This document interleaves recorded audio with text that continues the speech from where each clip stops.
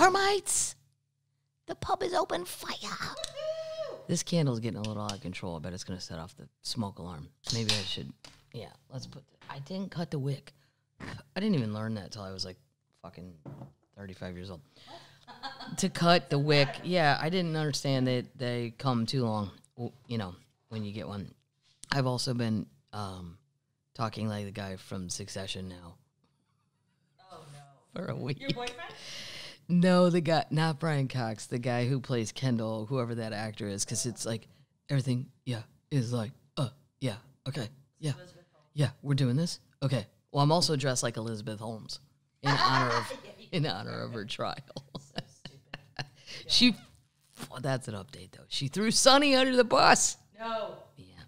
Oh, I can't wait to hear. Said that he forced her to have sex a bunch of times when she didn't want to, but she stayed with him. You know, for the good of Theranos, I suppose. Termites. So I took a week off because I had to make my mom's dressing. That takes a lot of time and concentration and some, you know, fun holiday things. So, got back from Florida. I've been back, already been back, and then out again. But I didn't talk about Florida. Fort Myers, super fun. Sarasota, my parents brought a party bus full of 60 people, and there was a security guard backstage guy. He comes up to me and he goes, "Is your mom coming to the show tonight?" I go, "Yeah." He goes, "Well, I'm hearing on the walkie-talkie she's out front without identification or any vax cards, and she wants you. She doesn't want to see you, but she wants you to get her in." Cool. Fucking what? Who rolls around? I'm like, my dad has the same last name. Tell him the tickets are under Madigan. But I don't want to put that on the security guard, and I couldn't go out front because everybody was being loaded in. And I'm like, what kind of old turtles roll around with no ID? Forget about vax stuff. They're vaxxed to as many as you can get. They're probably in line for another one right now. They're definitely vaxxed up. But who leaves the house?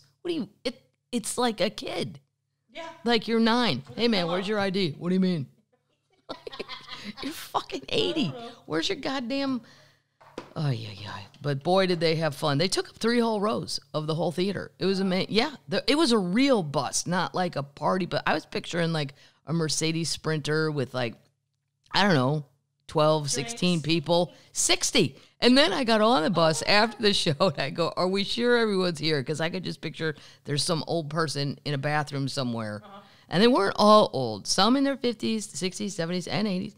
And so they did it. There were only 3 empty seats on a bus that held 60 people. Wow. Yeah. And but I was terrified they were going to leave somebody, and then I'd get a text, "Can you bring Sally home? She's in the bathroom." Like, I knew that would end up on my plate. And I'm like, let's make sure everybody who entered this bus is also leaving on said bus. Shoo, that was fun. And then the most fun gig, I got to say, out of all of them was Ponte Vedra. Fun. When you pull up to the place, it looks like we're going to go line dancing. It looks like a saloon, some sort of something in a movie from Texas or something. And it's the strangest little venue. But it was so fun, and lately on the road, there have been a lot of surprises that haven't actually been great, but this place, nothing but great surprises. They had these really cool posters, and I said, "Oh, who am I supposed to sign these for?" Because sometimes people the venue will put them backstage, and I sign them, and they hang them up or auction them off or whatever. He goes, "No, those are for you." Oh my God. He goes, "You can sell them." I go, "Well, I'd feel weird selling a thing you just gave me right now." Right. Like, "Hey man, thanks for the cat. Why don't you just give me the cat?" But the poster was so cool. It was just it was thick, like a hatch print show thing. It was just unnecessary and super nice. And then, "Hey, anything you want?" Because we had 2 shows. "Anything you want for dinner?" That lady went out and got it. Very nice surprises. And yeah, like Sarasota. I've never had anybody. Sarasota was great. It's a very nice venue. But like the lady there came back and said, "Hey, can we advertise the showtime wrong? Can you start now?" I'm like, "Well, I think the opener's out back having a seg. Let me go find them." And yeah, I mean, I'm here. Let's see, I'm doing it again. I'm talking like Kendall. Yeah, sure. Yeah, Okay, we're doing this. We're doing this. Full throttle. Yeah. Go. throttle, Go. shut Green light. Green light. Full gas. We're doing it. Oh my God. If you watch Succession, you will get that. If you do not, you'll just think I'm being as annoying as shit. But this is when I was a kid. I would get in these modes and I would only talk like something for like a week. And then my dad would lose his goddamn mind and go, this is why Jonathan Winters is institutionalized twice a year. I'm like, what? Because he gets into character and he can't get out of it. You've got to stop that kid. So okay. that would just make me want to do it more. I'd be like, okay, Jack, no problem. Okay, so you don't want me to talk like Kendall? Okay. Yeah, sure. Yeah, sure. Stop. But my mom would laugh. And he's like, you're the problem, Vicky. You keep laughing at this, and she's going to lose her goddamn mind. I'm like, maybe already did. Yeah. My mom's a good audience when it's left field stuff. So what are we drinking today? A little chicken scratch from Nashville. Have you ever tried chicken scratch? It's kind of widely available. It's already in my glass. And it's Little Harpeth Brewery. It's delicious. Nice. I like the name. It kind of tastes a little bit like a spotted cow, but not quite as full on. Right. You could have like 2 of these versus 1 spotted cow, which is delicious. You know how much I love spotted cow, Wisconsin shout out. But you could have 2 of these in place of 1 spotted cow. Just the potency and all that stuff. But it's really delicious. So shout out to that. And what are we going to try? Well, a little fan thing. I have a lot of fan things piled up, but I haven't had, in a good way, but I haven't had time to really go through. But this one was left backstage. Look, it's the tiniest ranch. I'm making it an ornament. It's supposed to be like a keychain. But cool. yeah, it's a perfect ornament. Nice. Already has its own thing. Don't even need to do nothing. Just boom. But for my ranch tree. Flock it or don't flock it or don't flock it. I put the video on Instagram. Most of you voted no. Really? Yeah. There's a few diehard fans.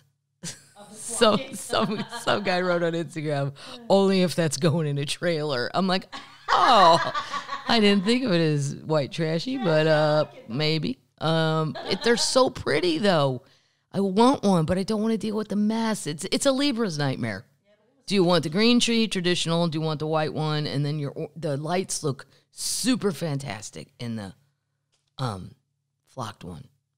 Yeah. And then my sister was calling it frocking. I go, a frock is a hat, Kate. What do you think? They're in there throwing hats all over trees? Or frocking, or maybe they're fracking. Maybe they're digging for oil. Yeah. This, my little ranch keychain, is from J. Paul, also known as Jessica, who I think left this at Ponte Verde. So thank you for being an inspiration on my own comedy journey. Happy holidays, blah, blah, blah. So thank you, Jessica, and good luck with comedy. It's very doable. I don't know how the children, as I call them, are doing it, but they're doing it, and they're showing up, and everybody's funny, and they're still making a living. I don't really understand how, but I don't know. Happening? I don't know. They have podcasts, and I don't know. Because what are we doing here? The Lord's work, right? I don't make any money on this. You lose money. I lose money. I do, because I have to pay Alan, but I only like to say it like that, Alan, even though he's giving me no reason to say that. It's from some movie, Alan. So whenever I hear that name, I just go, Alan. Alan is a wonderful man who John Heffron, the comedian, my friend, led me to he posted all and all that stuff, but I got to pay Alan, and then I pay expenses for all. It's not a lot, so I don't give a shit. And I'm not going to whore myself out. Like, there have been people that are like, this one company, I don't even remember their name. I couldn't say it if I wanted to, about ads. And they're like, yeah, so you'll have a meeting with our team. Full stop. I'm busy drinking with my friends. I'm not busy doing hard things. I'm not busy doing serious things. But I'm not, and then, so we'll go over like 6 items, and then you can decide which one, and whatever fits your brand, all this bullshit lingo. And I'm like, you know what? I don't give a shit if I lose $200 a week. I'm not meeting with your team on a phone call about whether I want to advertise the doggy box or the paper towels that or what. No. I'm your team. What? I'm your team. Yeah, that's it. It's me and Paddles. Oh my God, in the Pubcast. You get no money. You get beer. You get paid in beer. Simmer down. No, you shouldn't think about it. No, you shouldn't. Yeah. And the Pubcast shirts sold out literally like in 24 hours. I'm very sorry. I have ordered more. I did not know. I love the comments too. Like, I call them times, like 1 times, 2 times, 3 times. So 3 times are the biggest. Excellent. Three XL. But people are writing, thank you for thinking of us chubby termites. And I'm like, you know what, though? The 3 times, I should get a special shout out because those cost more, but I don't charge more. No. And but anyway, I ordered more. And I really love the shirt. And I'm not just saying that. Because merch is a pain in the ass as far as I'm concerned. It's not something I love doing, but I know all you guys like it. I know my nieces really like it. Yeah, and the nephews, they're all running around. They're just billboards. I'm like, put another shirt on. Get out there. Put one on, Ron. Get in the airport in that Pubcast shirt. Go on now. Get out of my car. Lewis, he's going to be walking around with a big old pink Celtic thing on his back. Get out there. Go. Like the shirt? Yeah, everybody likes the shirt. Yeah, somebody wrote why pink. Good question. Just felt like changing it up. Nice. Yeah. I really like pink on gray, though. That may be another one. People tend to, you can vote on this and holler at me. Oh, boy. No, T-shirt colors really are only either white, black, or gray. Yeah. Any other color is bizarre. It doesn't match everything. Yeah. Unless you're like my friend Stormy Warren and all you wear is tan cargo shorts, then everything matches. Everything goes with your... He gave you his pants. Yes. Stormy Warren is the host on The Highway, which is a channel on Sirius XM radio, country things, and music. And I make fun of his cargo shorts all the time. And I went down there in studio in Nashville, and I brought him a T-shirt for his favorite football team, and he, in return for my Christmas present, gave me a pair of his worn cargo shorts, which I am now going to take to every airport bar, because we were talking about airport drinking, and I'm going to set them next to me, and I'm going to buy him a glass of Chardonnay, just the shorts, and I'm not going to drink it because I don't really love white wine, and then I'm just going to leave that wine and tell anybody they want and take the shorts with me to the next bar. It's going to be, that's great. Yeah, sort of like the gnome, the travel gnome. Something on my shirt. What are we trying today? Here's what we're going to try. I don't know. We're trying Brianna's Homestyle Classic Buttermilk Ranch. Why is there an onion on it? I don't know why there's an onion on it. It says made with buttermilk. I don't know. Okay. All right. Okay. We're doing this, right? Okay. No, oh my God, you can't. Stop it. Ranch? Yeah, sure. No. Everybody loves it. Right. Yeah. No? Yeah? Okay. All right, seriously, I gotta stop that. My dad's right. I can slip out of my brain. Wow. Oh my God. Good? Really tangy. Yeah, wait. You gotta wait. Like 1, 2, 3, and then it hits you. But I liked it. I just don't think you could have it all. Your face You'd only say you liked it. You could in a salad, like if you used just 1 teaspoon of it and really whipped it around, it'd be the perfect amount. Okay. But like, Weird. it's not really like some ranches are more for dipping. That's more for salad dressing, in a good way. Okay. I would just say use it sparingly. Good though, a lot of tang. Good. Snyder's of Hanover, one of my favorite pretzels. They have pretzel pieces that are buttermilk ranch. Oh. Now, when you look in the bag, nice. It looks like a truck ran over a bag of pretzels. That's what I see. Oh, it's pieces. Well, they're smashed. Here, like, it's just pieces, but YouTube people can see this, but you listening people. I think it says pieces on it. Yeah, but I thought they'd be organized, not like just smashed. Well, like Lego. Yeah. No. I don't. No. Nope. Oh, no. The end. Oh. The end is bad. It's a bad day. Oh, no. Snyder. No. Who comes up with these ideas, and then they must have a tasting test in some conference room, and everybody just lies? Oh, it's great. Terrible. Yeah. They don't want me in that meeting. Guarantee you. Nope. And I love Snyder's pretzels. But this is not. Shoo, buddy. Rolled gold are still my favorite. But that's a Midwest diehard thing. Here's the other thing we're trying. I'm going to save you guys. This is Reese's Peanut Brittle. Now, this is my dad's favorite thing in the whole world. Peanut Brittle. I know. I'm on the fence about it. What I don't want to do, though, is Peanut Brittle will tear apart crowns and implants. It'll just crack them in half. But this looks like a more friendly version of Peanut Brittle. Not so teeth damaging and very soft. Good. Soft. I like it. Soft. Well, peanut brittle's so hard, your teeth crack. Especially if you're old.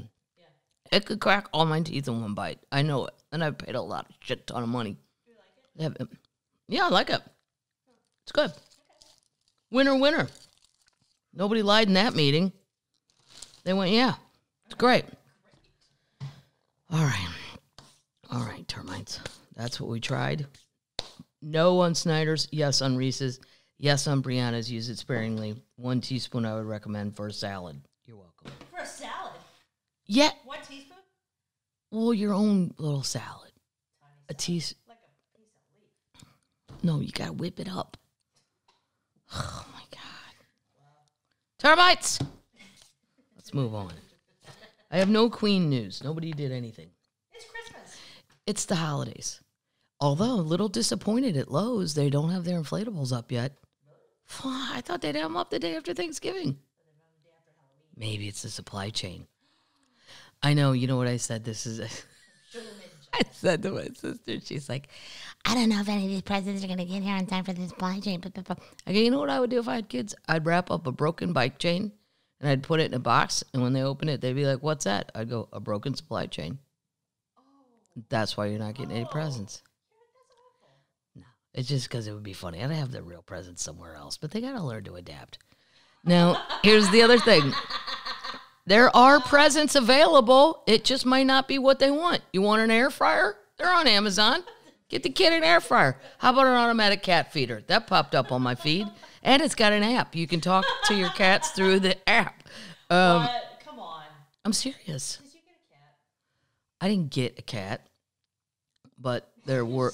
I don't even like to bring these things up because animal people can go crazy with their advice and their feelings and opinions.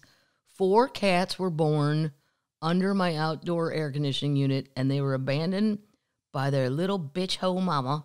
She ran off. She might have been killed, so I shouldn't talk badly about her. Yeah, it's not nice. I don't know. There's coyotes and everything around here. And 2 little heads popped up in the front door, and I thought, oh my God, they're the cutest things ever.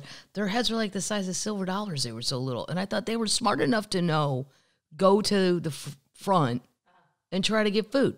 Like 2 of them. And I thought there was only 2. Then I followed them around the corner. I'm like, where are they living? Underneath the HVAC crap.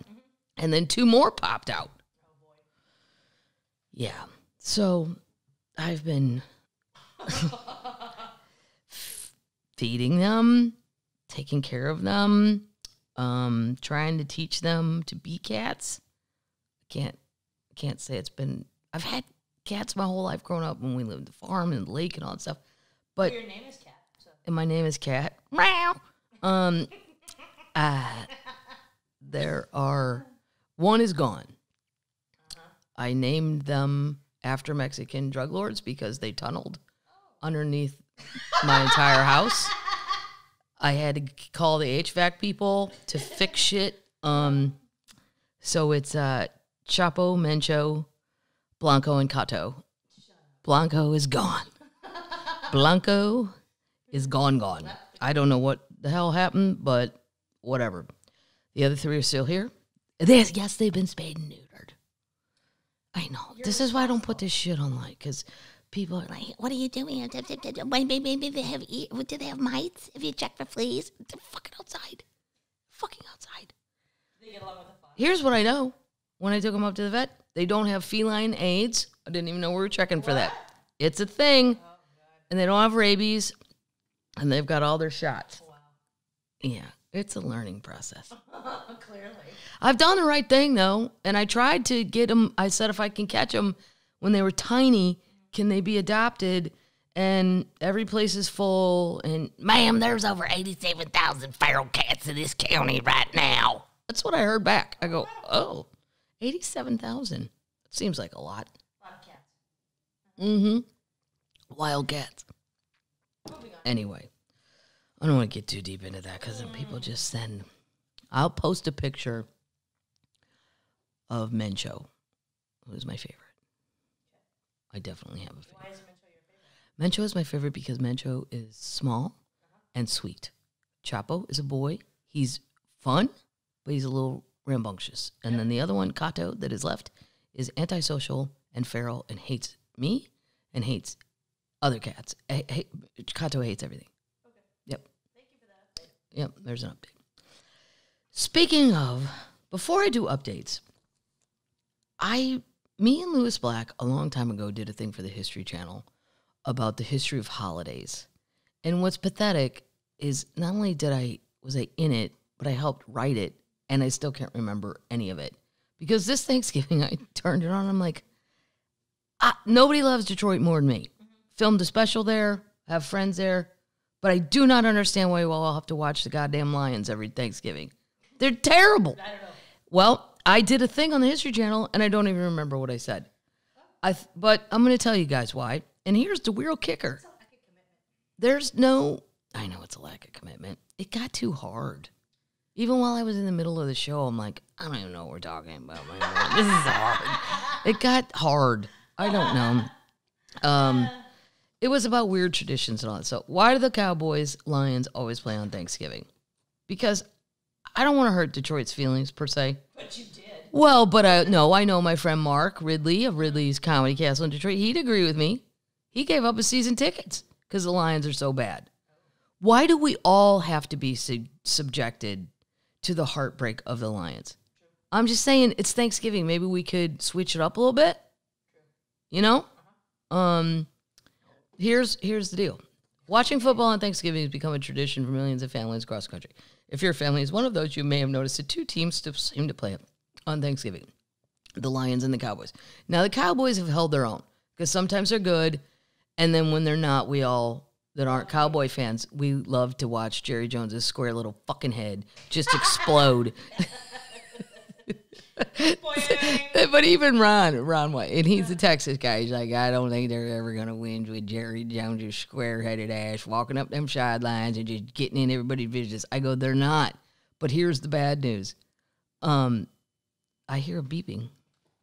Here's the bad news. Jerry Jones, you could get rid of Jerry Jones, but there's 15 more mini Jerry Joneses in the box. Do you ever see them? The family? There's like square-headed little guys. They all look just like him, like Grandpa. He ain't going away.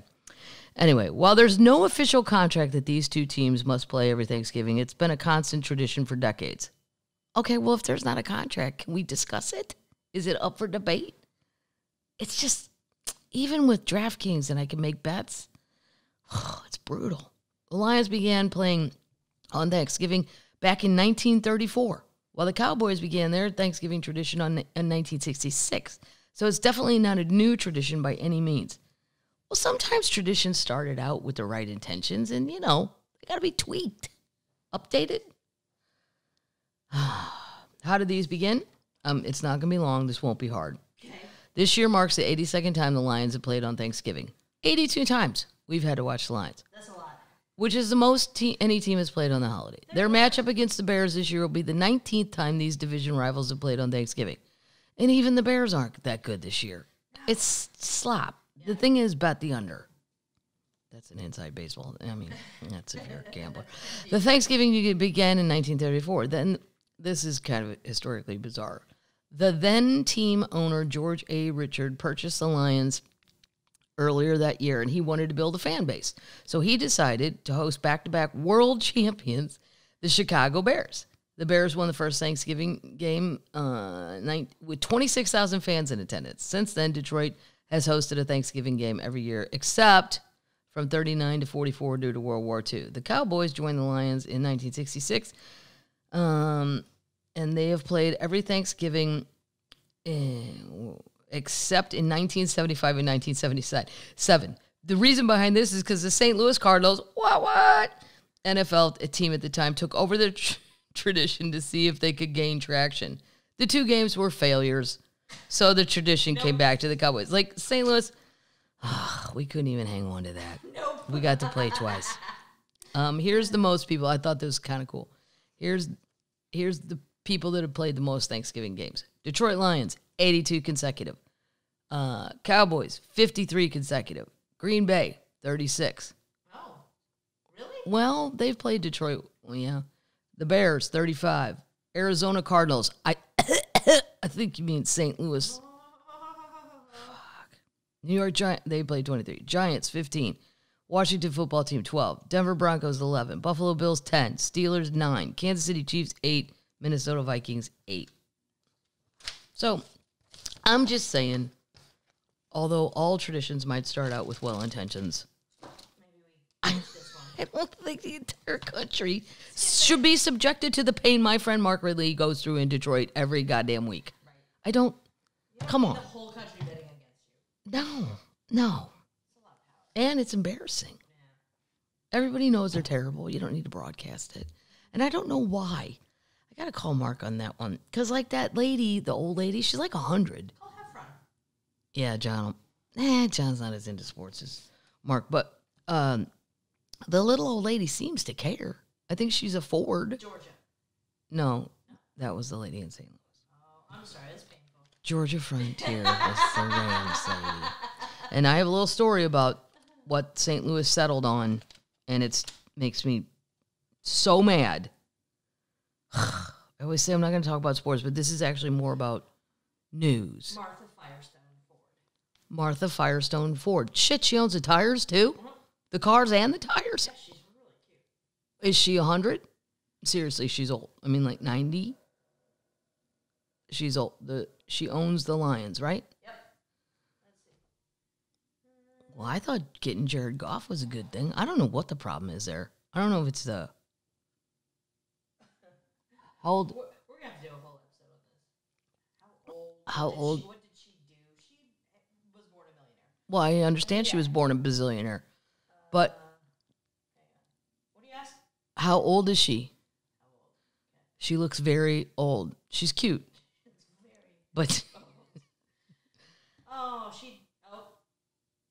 there's an old lady they show at the Lions game still currently. 96. She's 96. Great. She's a Libra. She's a Libra. Yay. I like her already. Yay. Maybe she's too indecisive to handle owning a team. I would be. Her husband died at 88. Her husband died at 88. Oh, that's sad. That's great. That's not great. No, it's great that she does this. Not Yeah. great that he died. I know. God, moving on. Somebody from Detroit, all my friends in Detroit, well, I can call my friends in Detroit, but if I got termites in Detroit, please tell me what the hell is the problem? Is she not spending enough money? Is it just bad choices? Is it, I don't know. I mean, eventually you got to get the first round draft picks. What's happening there? Update! Boom. Boom! Mattress Mac Oh, no. is back. What's he betting on? Oh my God, he's so great. I love this guy. He places a historic Super Bowl wager with the score bet.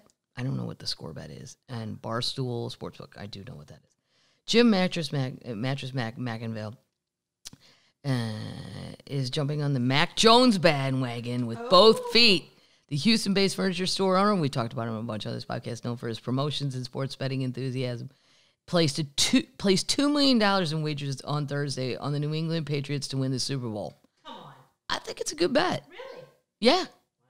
The Patriots are getting better every week, and the Colts are getting better every week.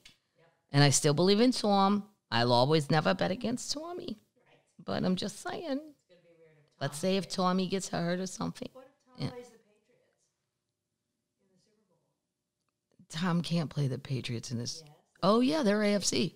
Right. I don't know. Wouldn't that be the biggest? His wager included $750,000 at the score bet, whatever that is, and $1.2 million at Barstool Sportsbook, both with he gets plus 2,300 odds. His potential payout is $46 million. Wow. That's a great bet. Yes. I mean, if you got that kind of cash. Well, a $2 bet, it'd pay $46. Well, we got a bet on it. I'm going on DraftKings. I'm with Mattress Mac. We all know his. I don't need to read his history and all that. You guys know if you listen to this. And if you don't know, Google Mattress Mac. He does a lot of really good things in Houston for everybody, including himself. I hope he wins. Yeah. And his wife will like him again. Update. That was pretty bad. It's sad. Okay. No, it's a sad update. Mr. Gox, the cryptocurrency trader, trading hamster, dies. No. I know. Oh. I know. I was following him on Twitter and everything. And then they put on Twitter, he died. Yeah.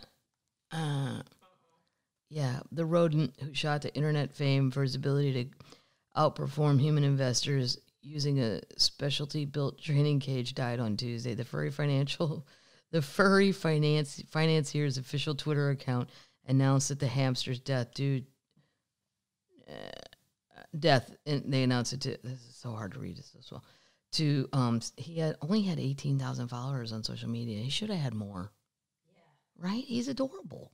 Even if you don't care about crypto. His pics were hilarious. Yeah, they were. We're absolutely overwhelmed. And the guys are saying thank you. It's in Germany. They don't know whether or not they're going to get another hamster. They don't know how he died. They put on Twitter, "We feared this day like no other and are truly shocked it just happened now." Yeah. In deep sorry, we have to announce the loss of our beloved furry friend. It's awful. He made more money than Warren Buffett, though. He was more right than Warren Buffett. I remember. Yeah. He was. It was not. And didn't care about Egg McMuffins. No. Egg McMuffins, though, it was on the app if you had your app going. I did it. Update! Better. Oh, my nieces are going to be so mad. Update! Yeah, there. See? That made somebody's cat just jump off something. That's what I'm hoping for. Dollar Tree hikes its prices 25%. Most items will now cost $1.25. Yep. Now, if you suck at math like I do, and you want to really make your brain hurt more than it normally would, take 2 6-year-old girls to dollar store and do the math with them. Oh, God. They come up with carts. I got them their little shopping carts. Okay. So here's the thing. I have all this stuff, and how much is this? I'm like, fuck, I can't. Who's calling? Oh, I thought that said a domestic abuse line. Answer it. California. Who's calling me from California? They'd come up with their carts. Do I have enough money to buy all this? I don't know, Emily. Emily, how much money do you have? $8. Okay. Well, how many items are in your cart? I don't know. Me neither. Do you think I should put the thing away for Grandma's dog? But the thing is, this is where we get bad because my sister was like, you make them spend their own money. Do not buy it for them. They like it, blah, blah, blah. But then some of the items were over $1. But I get it confused. Dollar General, Dollar Tree. I know I don't go to Family Dollar. I don't know that one. But once they go into like $1.25, now you're fucking up the children. Well, there's no change. They don't understand. Right. Well, they don't understand anything. I mean, when they're 6, they don't. Hey, I can't. So if I had. Oh my God, Emily, stop it. And then what happens is I just end up buying the whole cart. And then my sister will go, God damn it, I told you not to do that. I'm like, you weren't there. You don't know what was going down in that store. It was on your fingers. mind-boggling conversations. Now, do you think if I put this back, and then I went and got another one, have you seen the nail polish I got? They have a lot of great colors. Oh my God. That store. You know what though? It's because of the girls. I don't think I would have spent that much time in Dollar Tree or Dollar General, and they actually do have good stuff in there. Do you want to get some paper towels for Grandma? No, Grandma doesn't give a shit. Don't think about Grandma. Oh my God. This is crazy though. I mean, the whole concept is the Dollar Tree. Right. $1. Whatever. The company, one of America's Last remaining dollar store said Tuesday it will raise prices from $1 to $1.25 on the majority of its products in the first quarter of 2022. I gotta tell the girls, get your ass down there before that. This change is a sign of the pressure of low-cost retailers face holding down prices during a period of rising inflation. Dollar Tree said in a quarterly earnings release Tuesday that its decision to raise prices to $1.25 permanently, however, was not a reaction to short-term or market conditions. Selling stuff strictly for $1 hampered Dollar Tree, the company said, and forced it to stop selling some customer favorites. Well, why? You were selling them before. Right. Yeah, what happened there? It'll give them more flexibility, and they can expand more. You're just becoming a store. Just admit it. Yeah. So Dollar Tree carries primarily seasonal goods, toys, stationery, home decor, kitchenware, and party items, which all of that appeals to 6-year-old girl twins. Yes. Oh my God, let's go down the party aisle. Like, Party aisle. I gotta hand it to them. Like we went in on a 4th of July weekend, and their shit was awesome. I mean, for $1, I don't know what I was in, Dollar General, Dollar Tree, whatever, but I can't even see it on the 4th of July decorations. went down this aisle, and I was like, oh my God, this for $1, this is pretty awesome. Totally. They do party stuff well. It caters to suburban, middle-income shoppers, unlike Dollar General. It is more rural-focused. Family Dollar, owned by Dollar Tree, targets mostly low-income shoppers in cities. So there you have it. Don't plan on your shit being $1. And you know what? Take your phone with your calculator on it if you have children. Or you're like me and I am a child and I can't add either. But I did all those stories about all these employees quitting. I don't know what's going on with that. How they're still even open, really. Ooh, shoe buddy. This article, this makes me so mad. No. Wait. Let me make sure I'm going to hold it. It's not. Update! This isn't happy news, but I don't know why. It kind of makes me laugh. Okay. CDC confirms monkeypox are in Maryland. And that's where Lou's mom is. And now I'm going to scare the shit out of Lou. And I'm going to send him this article and go, dude, when you go see your mom again, Careful. FYI, monkeypox is on the run. It's truly, remember I said it how many podcasts ago there was monkeypox in Texas? Well, it's in Maryland. So are zebras. The zebras are still loose in Maryland. I don't even have an update. They're still loose in Maryland. Maybe they have monkeypox. I don't know. It's a patient who returned from travel in Nigeria. The CDC has said it's coordinating with international health counterparts, the airline and state and local. Oh my God, what if you're on that airplane? The mask required on the flights due to COVID-19. However, the CDC said the scientists think the risk that the monkeypox virus spread through respiratory droplets on the plane is low. Still, the federal agency, and you don't die or anything. We have medicine for it and stuff. It's not going to kill you. But you don't want to Google a picture of monkeypox. Holy, it's like blisters that are like the size of like a dime. No. And they're hard.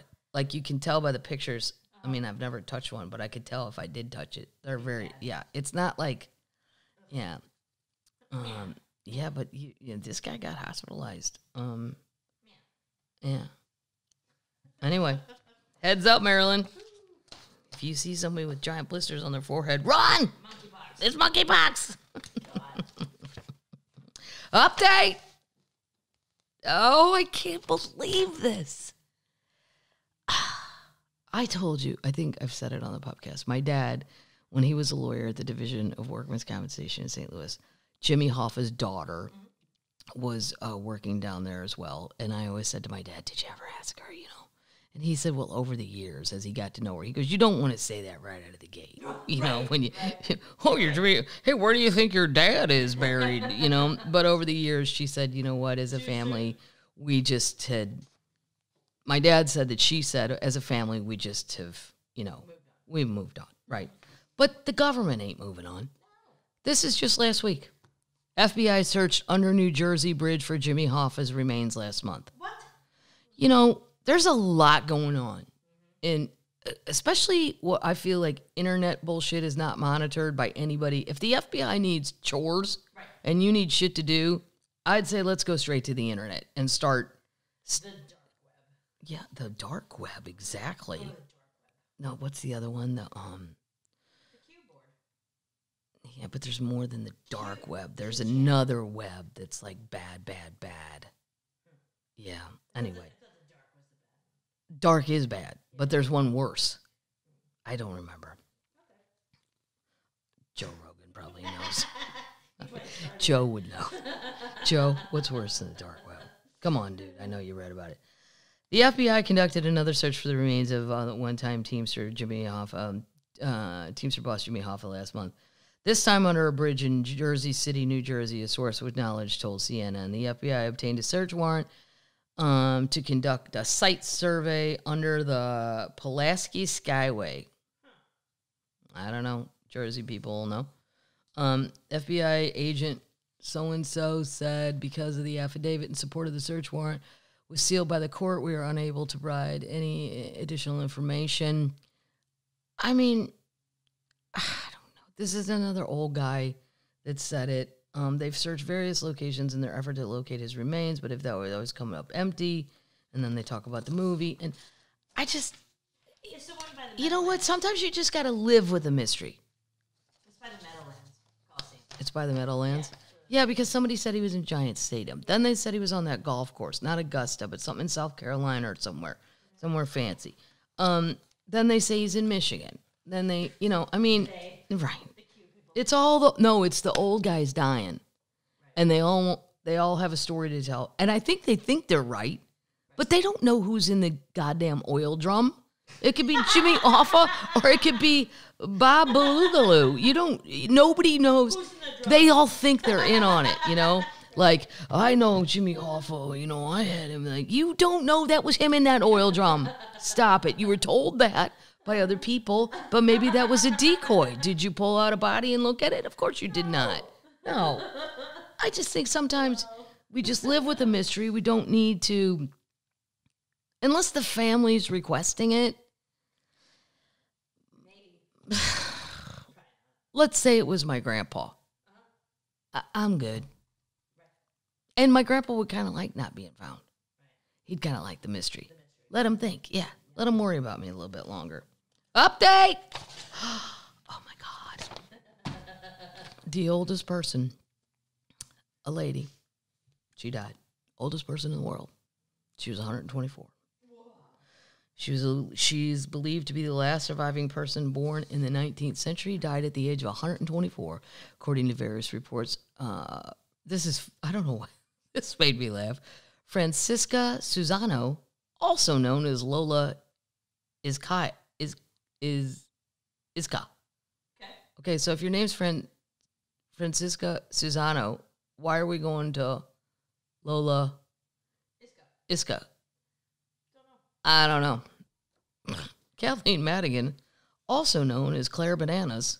What? Why did I do that? I don't understand that. She passed away at her house in the Philippines on Monday night. According to local government, she was the world's oldest individual, outliving the previous record holder by 2 years. Guinness World Record Books was rumored to be looking through the documentation as recently as September, but she died before they could independently verify her age. She was born on September 11th, 1897. But then you think, do you want to live to be 124? No, you do not. No, you do not. Because I could tell you, like, when my grandpa was like, I remember when he was like 88, he goes, hey, will you look through my phone book? My grandma had died a long time before my grandpa. And look for something, right? So I went through his, quote, phone book, his black book. And he just had everybody crossed out that was dead. Well, he was done. It's like we delete people from a phone. He just deleted them. You really gotta stare at it. Because I'm like, what's up with all its markings? He's like, well, if there's lines through them, they're dead. Okay. But there's only like 4 people left alive in his phone book. Oh. He lived too long. Yeah. You know, 124. That's sad. You're now looking at your great-great-great-grandchildren going, who are you? Right. Are we related? Jack Madigan. Can you drive at night? She was born in 1897. Wow. according to local records. 1 year before Spain surrendered control of the Philippines and sold it to the United States. Her secret for a long life was attributed to that she primarily ate vegetables, little meat, and no pork. Lewis wouldn't like that. No. That's where Lewis is bad Jew. Bad. I wouldn't like it. He loves pork. I love meat. He's not traditionally Jewish anyway. But Susanna joins along. The former record was held by Jean Clement, a 122-year-old French woman who died in 1997. She's not, and this lady who died had not shown any symptoms of COVID, and the cause of death has not been determined. You're older than a tree? I mean, at 124, do we need a cause? No. We don't even need a cause at 85. Like when my parents will call and say one of their friends died, I just go, oh, that sucks. I don't ask why. Right. I don't go, oh my God, what'd they die of? It's one of 8 things. Right. We don't need to spend more time talking about it. We're good. Update. No. You're getting it. No. Oh, paddles. You even dressed like her today. I did dress like her today It's bothering me. for this update. It's my only turtleneck. I only own one. It's from TJ Maxx. I love it. I wish I had more. I'm going to leave for now. Elizabeth Holmes, not Hurley. I don't know why I can't read right in here today. The lighting's terrible. She spent over 6 hours on the stand trying to make the case that while mistakes were made, she never meant to defraud anyone. Bullshit. Horse shit. That's not going to help. No. Thank you for trying. It's just darker. It gets dark so fast, and now it looks like the snow clouds are coming. Well, but it's like 60, so it's really tornadoes probably. It's the end of the world. I know. It's an argument that appears to rely heavily on nuance and emotion. While Holmes handed investigative forged reports, did she mean to deceive them? When she shared overly optimistic financial projections, was she merely relying on the work of others? These are questions. Do it to Keith Morrison. When she declined to tell investors that Theranos was using third-party devices to run blood tests contrary to her company's carefully cultivated public image, was she being duplicitous or merely protecting her company's hard-won trade secrets? She basically, I won't bore you with the whole thing, but she got on the stand, lied her ass off, said that she thought everything was great, even though then they produce these things and go, hey, did you put Pfizer's logo on all your shit? Yes, I did. Because there's already proof she did. I don't recall. No, I thought that in the spirit of working together. Right. They had to endorse a goddamn thing. She put it all over her stuff. You know what you're doing when you do that. Uh-huh. If I sent out stuff that said my name and I put a logo on there, people are going to assume we're working together. Right. And those people were not working with her. Just, I hope the jury sees through the psychopathic behavior. And some termite sent me the funniest thing, but I'll have to do it next week, of her schedule that she wrote down in like on hotel stationery, like a Ritz-Carlton stationery. Maybe it's just because I'm not a very motivated person and I love being lazy. Like I love a nap. I love fires and couches and like her schedule is you're a psychopath. Nobody fucking puts, I'm going to pray from 4:20 a.m. to 4:30. So whoever you're praying to, yeah, pray. She had that 10 minutes. That's all she could budget. For the prayer. You better pray your ass isn't going to jail. This is a good thing. No, I'm going to save this to the end. Oh, yeah. Happy ending. It's going to be a happy ending. Great. Yeah. I like it. It's the holiday season. The Hallmark movies have started. Oh my God, I watched the Reba McEntire one. Oh my God. Was it good? It's so bad. It's good. They're all bad. The idea is... Are you going to start watching them and critiquing them again? The Termites asked. Yes, Termites. I will be critiquing. The Lifetime ones are But there's so many now. There's Lifetime. There's Netflix has them. Hallmark. And then Hallmark Mysteries and Movies. That's risque because they drink wine and kiss sometimes. They actually make content. The Hallmark ones are getting left in the dirt. That's the clean living Christian ones, but they're always super duper boring. And is that I call her Candace Creme Brulee? I don't really know what her name is. Candace. She's the sister of The guy who, Kirk Cameron, the Jesus guy who says we're all going to hell and the world's ending and all this horse shit. I don't love Candace Creme Brulee. No, I do not. Redhead. I like Kelly Pickler. To put her in all those movies would be great. So how was Reba's? Reba's. What's the premise? The premise is she's an old country star, and she was married to another country star. So picture like Trisha Yearwood and Garth Brooks, if you will. So she's not acting. More like, no. And then they got divorced, and then their daughter asked them to come back for a concert for the military. They always like to Of throw course, yeah. USA flags, the military. And I'm not mocking that. I've done my tours, USO tours. I put in my time. Hello. But they do it to up the ante, right? Yeah. And then, so then she gets back together with him. Yeah. And she does a good job acting, though. I'll give Reba that. I really will. Okay. The script is cheesy. The premise is cheesy. The whole thing's cheesy. But she's I think from her sitcoms day, she pulls it off better than, I think it was on Lifetime. Okay. I'll put in the show notes. We'll put it in the show notes. All right. We're moving on to news. This is just unbelievable. Massachusetts man came into the hospital with seizures. Doctors found a tapeworm in his brain. What? Yeah. And you should see a picture of a tapeworm because it looks like a snake. Yeah, they're awful. Whenever we would act too hyper in the car, my mom would always say that. You all have worms. I'm like, what? Yeah, and then if you ate too much, what do you have, a tapeworm? Oh, yeah, and then I was like, what's a tapeworm?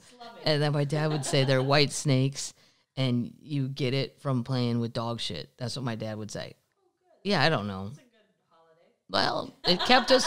Well, I was like, well, who do you think is in this house is playing with dog shit? Is this somebody doing something I haven't seen? Because I'm not playing with dog shit. Gross. A man was brought into the Massachusetts hospital after he woke up seizing and speaking gibberish, and doctors discovered tapeworms, plural, inside his brain.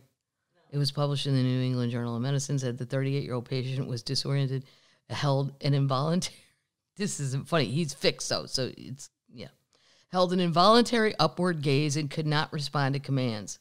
Tests showed he had a parasitic infection called cystic sarcosis, a condition that causes seizures if it spreads to the brain. Okay. A person gets it by swallowing eggs found in the feces of a person who is an intestinal tapeworm. What? I don't think we need to think about that too hard. Okay. Yep. Yeah. No. The highest rates of this are found in areas of poor sanitation and free-range pigs that have access to human feces. Is this all going on in Massachusetts? Guys, I've driven all over Massachusetts. I've never seen Pigs and shit.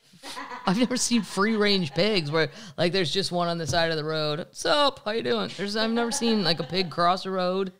No. I think I've only seen, like, wild hogs, pigs, whatever.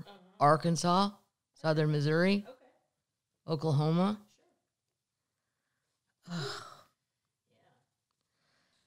Oh, you can get it from an undercooked meal. Doctors discovered hundreds of tapeworms in a man's brain after he ate undercooked pork.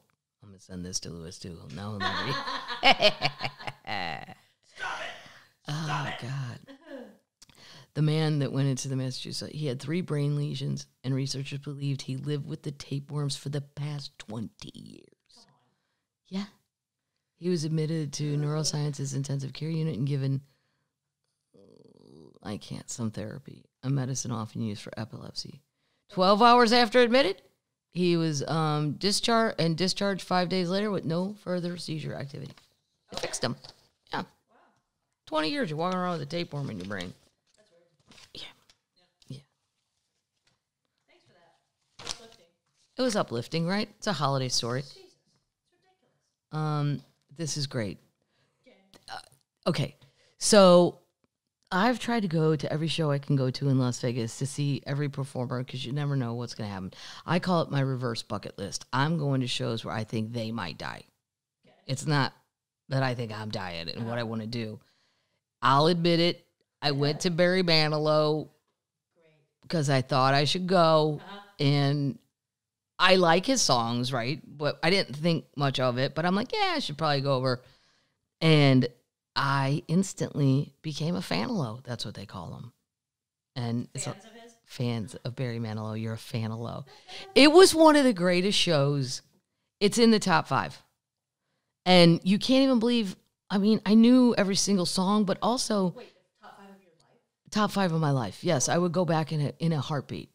He really is like a old school performer guy. There's costume changes, there's set changes, there's like he puts on a show. And I'm sure they practice this shit and rehearse this shit forever.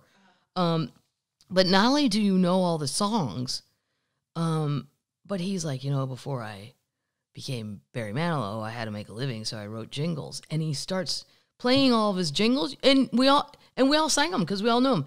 I am stuck on bandits because bandits stuck on me. And then he goes, like a good neighbor. And the whole crowd went, State Farm is there. He wrote so much stuff that I didn't either. I had no idea. But and I got to say, I think he's like 78. And he is out there just busting. He's very showy. It's very old school. Ha, ha, at the Copacabana. I like it. It's a great show. Couldn't say enough about it. My friend Tracy in New York, she's been a Fanilow forever. So I got her a coffee cup, I think, or something in the gift shop. Before I even went in, I didn't know he was going to be this exciting, or I'd bought myself one. Barry Manilow set to break Elvis Presley's Las Vegas record by booking 105 shows through 2023. Google how old he is. How old's Barry? I think Barry's 78. He might be 79. This guy's going to do 105 shows. 78. 78. When's his birthday? June 17th. June 17th. So Cancer. he's a Cancer. I think so. I'm not sure. He'll be 79 this summer.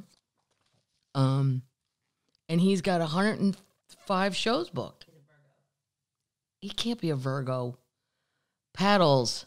Not in June. Jesus Christ. Even I know this off the top of my head. Virgos are in August. Gemini. There you go. Yeah, that's my other self that said that. Your other self that just make... Are you doing this all the time? You're just making shit out, and then I repeat it, and I'm going to sound like a total moron. He's going to break the Elvis Presley record. That's great. His song, Mandy. Oh, it was so good. That's great.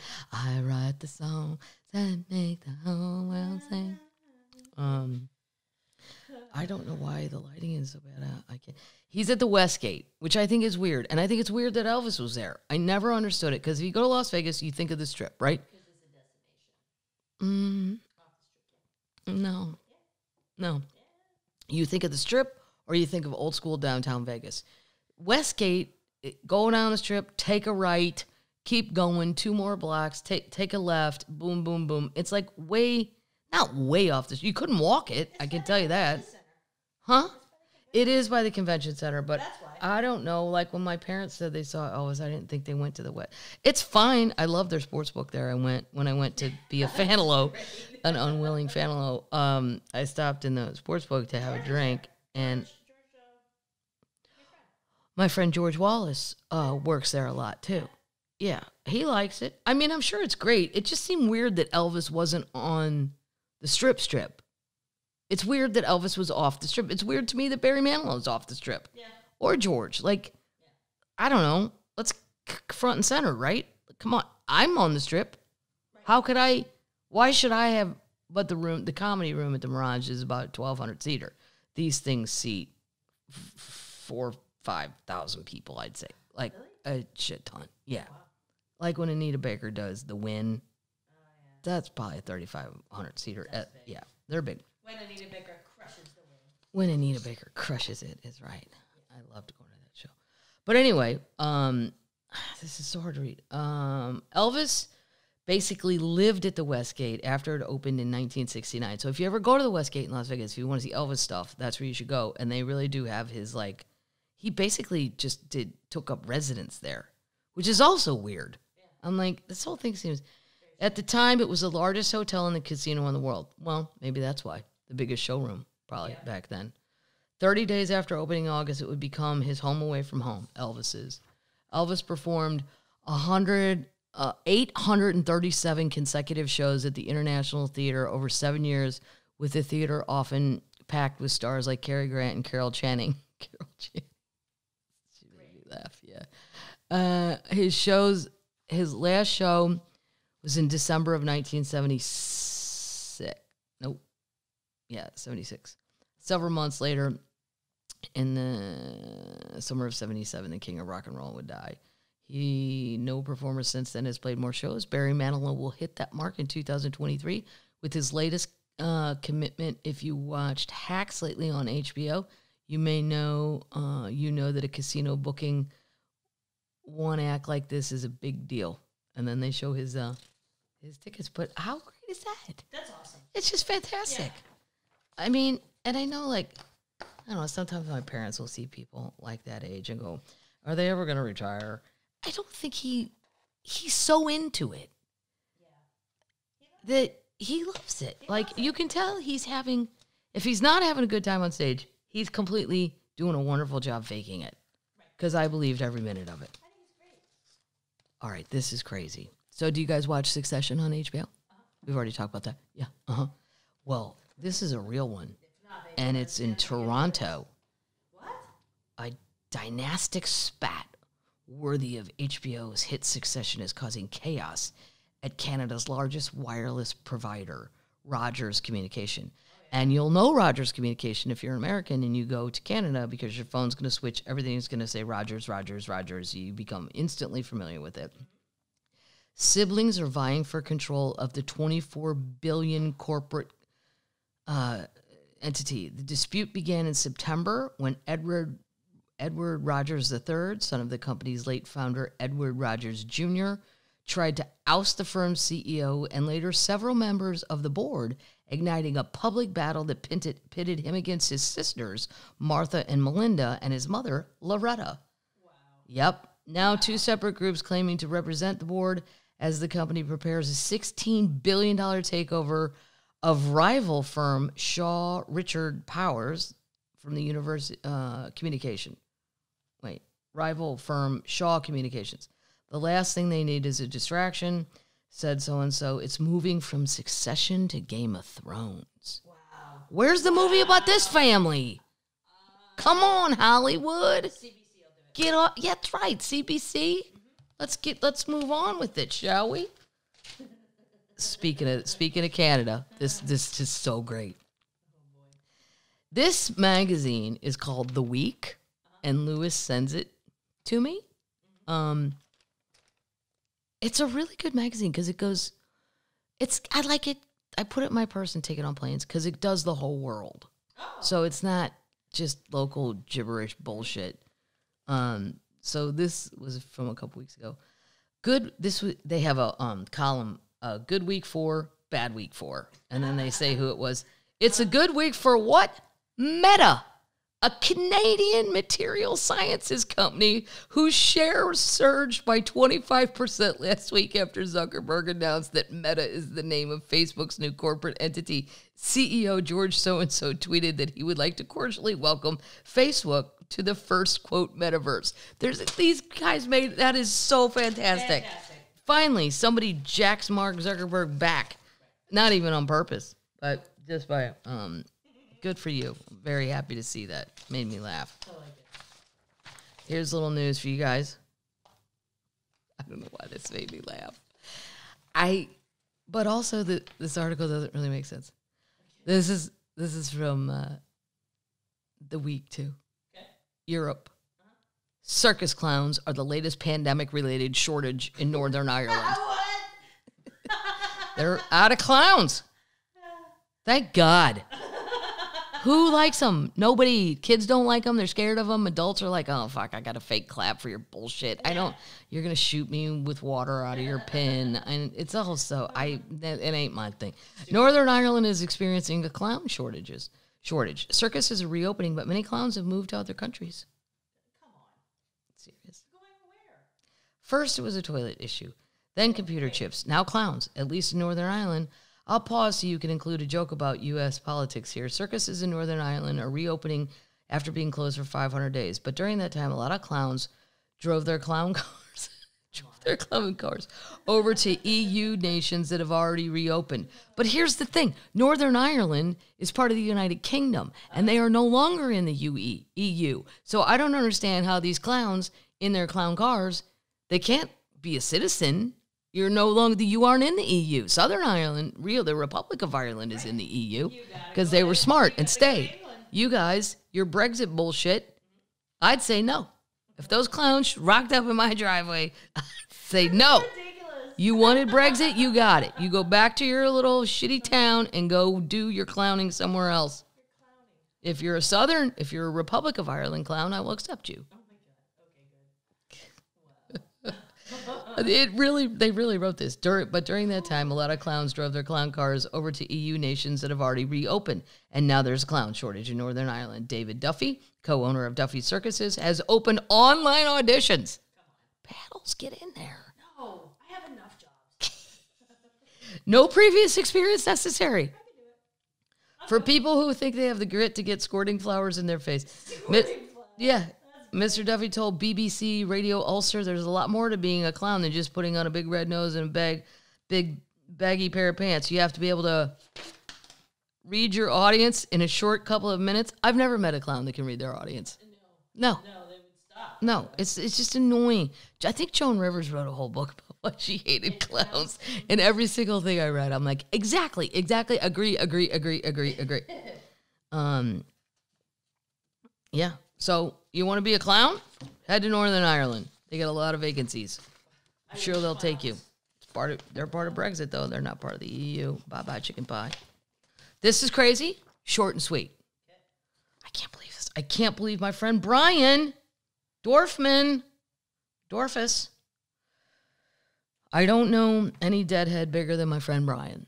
He still, to this day, will go sometimes 3 times a month. On the road, I know, and he's my age. It's not that I'm not willing to go to concerts, but he loves them. No, they all are like that. You know, they eat edibles and dance. I don't know. There was a scene at Red Rocks where it's just like some 80-year-old guy playing a xylophone. That's all I think of when I think of.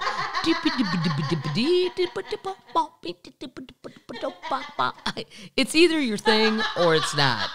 And it is not my thing, but I love that it's Brian's thing, and I love that he doesn't even care. Like, there'll just be one guy, and they go, well, he was in the Grateful Dead for like 4.5 minutes. Brian's like, I'm there. I'm totally there. I'll go see him in downtown Nashville. Do it again. What? The music. It's the fucking xylophone or some shit. I don't know. Whatever you explain. Sound like a computer shorting. Grateful Dead t-shirt from 1967 sells for big bucks. I wouldn't have spent this money, but if I was going to get Brian a Christmas present or a Hanukkah present, this is what I would have gotten him. A rock fan has gotten their hands on a Grateful Dead t-shirt that once belonged to Dan Healy. Now here, if you're not a Dead fan, I go, yeah, I don't know who that is either. The band shirt was sold at Sotheby's for $17,640. A t-shirt. Wow. This was all completed on October 14th. It was one of 166 items put up for sale from the Palo Alto rock group. According to Sotheby's, the yellow graphic tee was designed by Hell's Angel Mary pranksters and the late counterculture artist Alan Gut Turk. Yeah. Nothing Brian would know. Both who were prominent figures in the alternative lifestyle scene during the 1960s, which is weird because Brian's my age. We are not part of the 60s. But he should have. He's time traveled. He should be of that group. Yeah. The 5-figure t-shirt is considered a size large and measured around 27 inches, and who cares? They said the t-shirt, like on eBay, Sotheby's said it was in, quote, excellent condition. Before the auction took place. This is crazy. I know. It once belonged to soundman Dan Healy. It features a Grateful Dead's band name and 2 sunbeam shapes that look similar to the yin-yang sign from Taoism, a philosophical and spiritual. The T-shirt goes back to 1967 and was used in some of Grateful Dead's early major performances. The International Auction House said the shirt was provided from Healy's collection. Healy was the band's sound man. Wow, he was a sound man from 1967 to 1994. Oh, God. Wow. Forever. That's a long time to be on the road listening to...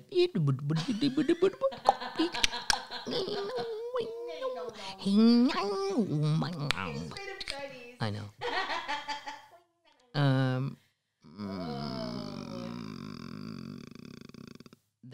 We did this, whoever bought it. We did this to keep the memory of hashtag Gut Turk alive and to keep history together under one roof.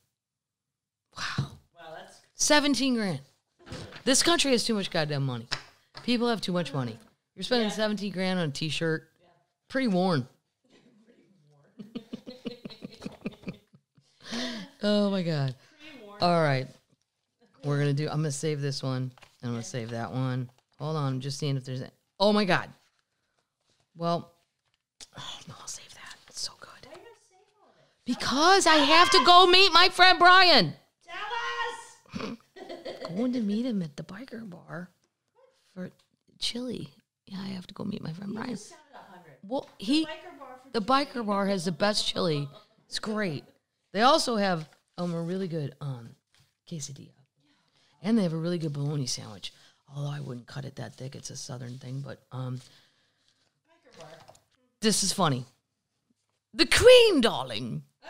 Let's talk about the Queen. She's back on her game. She was out for a little bit. Not to worry.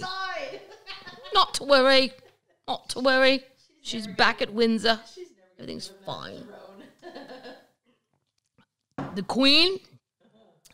And always remember, I say these things as an Irish Catholic person who I don't respect the things that English royalty has done, especially to my tribe, over many, many years. But I do have a little respect for the Queen, as far as the lady did the job. I mean, you got to give her that. I don't think I could do that shit for all those years. No. You got to put up with all this bullshit. Yeah. You're a Disney character, and you didn't get to pick your role. I mean, you have a wonderful life. You got a lot of dresses, though. Yeah, but look at how they make her dress. Well, now she's 180. She dressed like that the whole time. She never had anything fun. Because it's dank over there. Right, but Diana stepped it up. She had outfits that were fun. I did a talk show with Fergie, Sarah, the Duchess of York. Did you really? Yeah, Martin Short. It was a daytime show. All these people, I thought they were Ralph Lauren jackets, these men, and they had suit jackets. And for a while, my mom was really into that Ralph Lauren logo that looked like I go, do you run a lighthouse? I'd look at my mom, I go, will you be captaining a ship soon, Mom? What the fuck is these logos? Like, it looked like she was the captain of the Love Boat. Just a little thing here, those things that Michael Jackson had. But anyway, I did this talk show, and these men... I thought it said RL, like Ralph Lauren, okay? So I'm like, somebody brought a bunch of people, whatever. And this man comes up to me, and he goes, dude, why would you be in the green room? I'm like, have we met? I'm sorry, why would you be in the green room? Like, I don't want to be a dick, but I don't. You're Irish. My Irish got up, but I didn't like his accent. Who are you to tell me what to do? Fuck you. You and your accent. I know what you did to my people. No, it wasn't anything like that. I just kind of was like, it was just the way he said it. It was just not friendly. It was accusatory. And you can't accuse me of shit I didn't do and not get my Irish up. I'm getting married. I said, I'm sorry, have we met? And he goes, will you be on the show? Will you be one of the guests? I said, yes, I'm one of the guests. Oh. He goes, well, here, a protocol for the Duchess, and he hands me this piece of paper. Now, I also know at this point, Sarah, Duchess of York, Ferguson, has been kicked out of the royal family. She's living in the backyard selling Weight Watchers. We all know. Matter of fact, that's why you're on the goddamn show today, to sell Weight Watchers. But the list of protocol, first of all, she's not my princess. She's not my Duchess. Never, ever, ever. No. You want to go through the history? You want to go through you guys taking the potatoes when we had the famine? We didn't have a famine. You stole the potato. You don't even get me started. However, I thought, well, Let me read what this guy hands me. He handed me a piece of paper, and it had like 10 bullet points on. I'm not to make eye contact with her. I'm not to feed her. Feed. And I'm like, is this because she's on a diet? Like, but the green room, like there was a giant bowl of M&Ms. They always have shitty, wonderful, bad, good, bad food back in those things. Right. Chips and candy and all that crap. I wasn't allowed to make eye contact. I wasn't. So this whole list of shit. So she walked in, and they weren't with her. It was just her. And she sits down, and she looks very uncomfortable. And I'm uncomfortable because I'm told I can't make eye contact. Oh, you can't speak to her unless she speaks to you. First of all, I wanted to take that piece of paper and flick it back at the guy and go, wrong country, asshole. Like, this shit doesn't work like this here. Right. So, but I think I ain't going to blame her. She may not. That's nice of you. Yeah, I always thought she seemed like the fun one. Because she was always drinky, smoky. She was more up my alley than Diana. I would be like, I'll go to a bar with Sarah. Right. And she looks Irish. Right. Yeah. So anyway, I took the list and I said, they gave me this list about you. And I go and I read it. And do you know what my first thought was? She goes, no. And she looked like she was appalled. I go, the top 5 things are the same rules that apply to a bear in Yosemite. I'm not allowed to feed it. I'm not allowed to touch it. I'm not allowed to make eye contact. Just leave the bear alone. And she goes, oh, dear Lord, what is that? And I go, here you go. I go, this is why you don't have any friends. Because they're these... And then I realized that their jackets, it said HRH. Now, I thought it said RL. It's all very confusing. It said Her Royal Highness. You're not the Royal Highness no more. We all know, Andrew Key. You've been kicked out to the backyard. You're selling Weight Watchers. She came to sell Weight Watchers. You are now officially American. Your husband is having sex with children. Oh, Paddles just said your husband is having sex with children. Okay, Paddles, we haven't proven that. Let's not get ahead of ourselves on this podcast. The trial's going on right now in New York with Maxwell. You want to cover it, Lane? Take away. I love that. I want to take away Elizabeth Holmes. Well, Elizabeth Holmes almost done. Prosecution, or whatever. Yeah, I want to hear about that one. Okay. Guilty. Yeah. Okay. Guilty. Sure. Death penalty. Yeah. Okay. Guilty. Death No penalty. problem. No, I'm not switching that out. Anyway, that was a long story. This is how we're going to finish. Okay. Would that feel good? I'm going to see if you can guess. Okay. The Queen, darling. By the way, Sarah Ferguson ended up being a shitload of fun backstage. Nice. I go, I'm not supposed to feed you, as if I was just going to grab this giant bowl of M&Ms and dump them in your lap. Right. And she goes, does it say these things? I'm like, fucking yeah, there's a paper. Don't take my word for it. Read it. She goes, this is terrible. I go, you're not. Wow. This ain't going to fly in the old US of A. It ain't going to fly anywhere. Nope. I said, it's too bad, too, because you seem like fun. She goes, I like to think of myself like that. I go, you probably are fun. But this is very off-putting, this list of shit. Yeah. Like, if I was a normal person, I would have abided by it. Right. But I'm not normal. And I went, I don't believe this shit. Guy in his jacket. People on the show today. And I do think Martin Short is one of the funniest people that's ever walked the planet. And what? Bam! Canadian. Yeah, bam! He's great. Anyway. I'll forgive you for Justin Bieber. Oh, no, the Biebs is great. I do like that one Yeah, song. it's great. My mama don't like you, Yeah. and she likes everyone. Queen Elizabeth will only pick up her cell phone for 2 people. Who do you think it is? Oh. It's certainly not Andrew. No, it's not Harry. William. It's not Harry. William. Mm-mm. No? Mm-mm. She has a limited list of people. It's only 2. She has a phone packed with anti-hacker encryption. The Prime Minister. She also has a Samsung. Me and the Queen are rolling with Samsungs. Well, come on. Uh-huh. Your sisterhood. It's encryption by M16, so nobody can hack into her phone. M16 is like FBI. Right. The British FBI. The Prime Minister. No. No. Hugh Grant. Do you have any other guests? No, she does not pick up the phone for Hugh Grant. Piddly entertainers. She has nothing to do with that. Mick Jagger. I think it's hilarious. Not Mick Jagger? I would pick up the phone for Mick Jagger. Yes. Anytime. Any of the Rolling Stones. Yeah. How about Kate Winslet? Nope. I'd take the phone call from Kate, too. Yeah. It's not Kate Winslet. I don't know a lot more Brit. You are so far off. I'm going to tell you. Okay. She'll take a call from her daughter, Princess Anne. Really? She'll pick up. She likes Anne. It's because Anne is not a threat. Anne is not a threat. And the other one, how left field is this? Her horse racing manager, John Warren. I was going to say something to do with the corgis. No, the ponies, her horses. I thought it would be something about the corgis, though. So apparently, this is apparently who can get through to the Queen from anywhere in the world. If he calls, she answers. Warren is the son-in-law of Queen Elizabeth's friends, the late Earl of Carnarvon.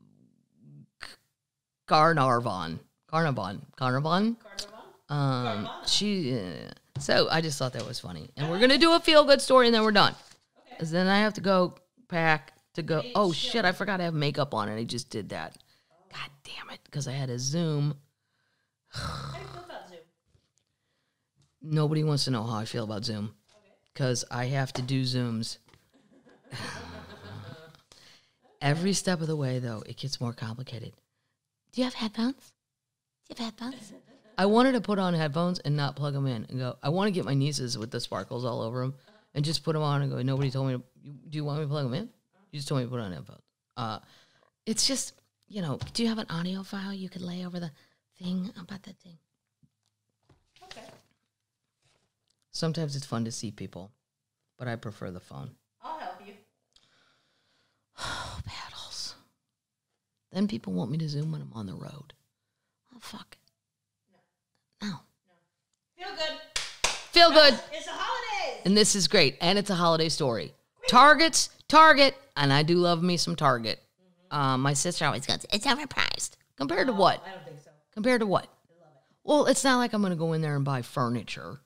No. It's just it's fun. You're not in college. Target's bold holiday move is a new win for all of us. Every retailer in the nation should take note of Target's bold announcements this week that it will never, ever, ever open its doors again on Thanksgiving.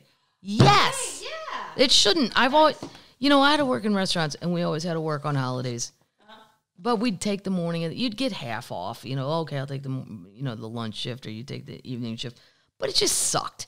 And I feel like every single year we just keep encroaching on those boundaries further and further and further. And, so what? We're just going to be open every goddamn holiday, 24 hours a day. There's never a timeout. Like, a timeout's a good thing.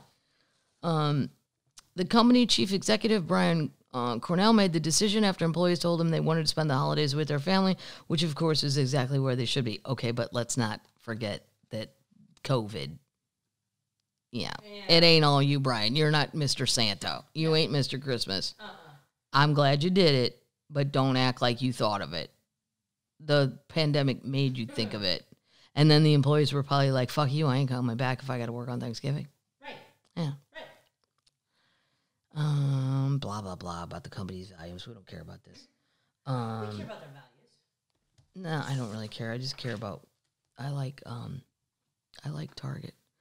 Oh, I got a fantasy football update. I was going to tell you, I outlined, I don't know, there's some other stores that are not doing it either in conjunction with them, which I thought was kind of cool.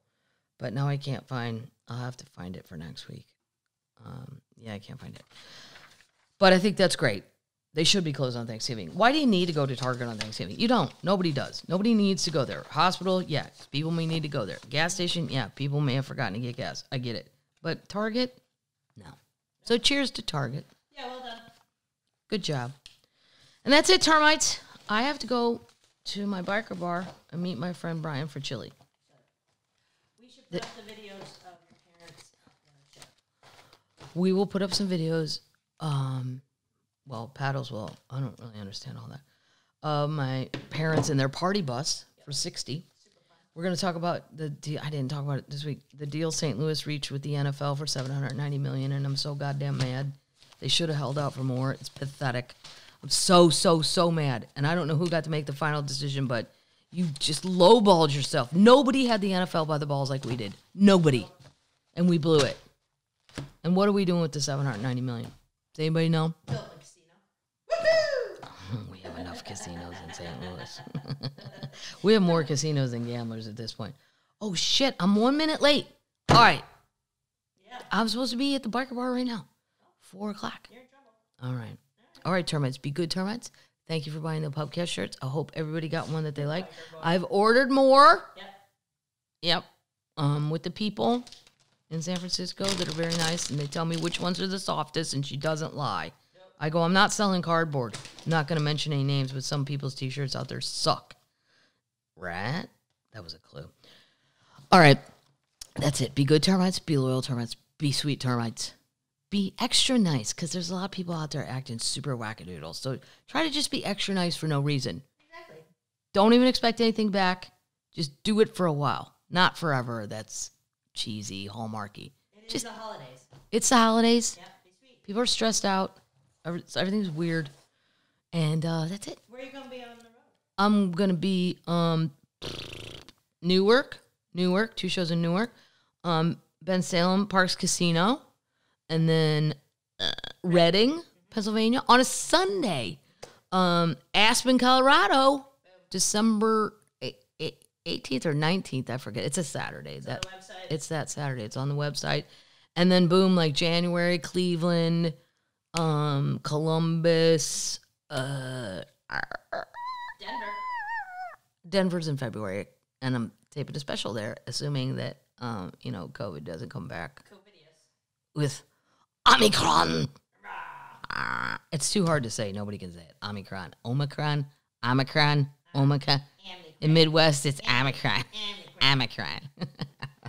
All right, termites. That's it. Night, termites. Bye-bye.